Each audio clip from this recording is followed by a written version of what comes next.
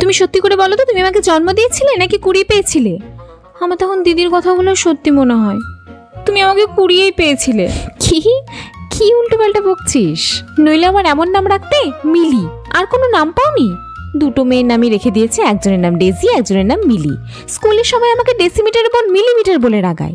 কালকে তো আবার একজন বলেই দিল, কি রে সেন্টিমিটারটা কবে আসবে? হ্যাঁ, এসব ফালতু ছেলেগুলোর সাথে কেন মিশিস? আর নামগুলো কি খারাপ শুনি? তোর কাকা ভালোবেসে রেখেছিল। ভালোবেসে? আর অতসী? আগে বলো, এই ভালো নামটা আমার কে রেখেছে? মিলিটা তবু ঠিক ছিল, তাই বলে অতসী? তোর ঠাম্মা। আর নামটা কি খারাপ শুনি? ওরে, অতসী হচ্ছে একটা ফুল। তুই যখন হয়েছিলিস একদম ফুলের মতন হয়েছিলিস, ওই জন্যই তো রেখেছিল তোর নামটা ওরকম। তাই বলে অতসী? ফুলেরই যখন নাম রাখবে তখন শিউলি, ক্যামেলিয়া, জ্যাসমিন এসব নামগুলো রাখতে পারতে। আচ্ছা, তোমার মনে হয় না তোমার মেয়েকে সবাই ভালো নামে ডাকুক?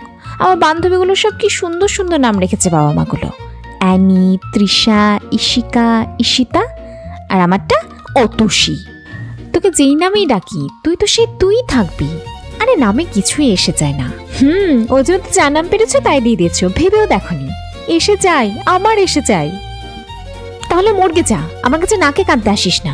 বাড়ির দেওয়া নাম নাকি পছন্দ না। দাঁড়াও না, আগে চাকরিটা পাই, সবার আগে আমার নামটাকেই চেঞ্জ করবো, দেখে নিও তুমি। তবে রে, তুই নাম চেঞ্জ করবি? দাঁড়া, তোকে আজকে মেরেই ফেলবো আমি।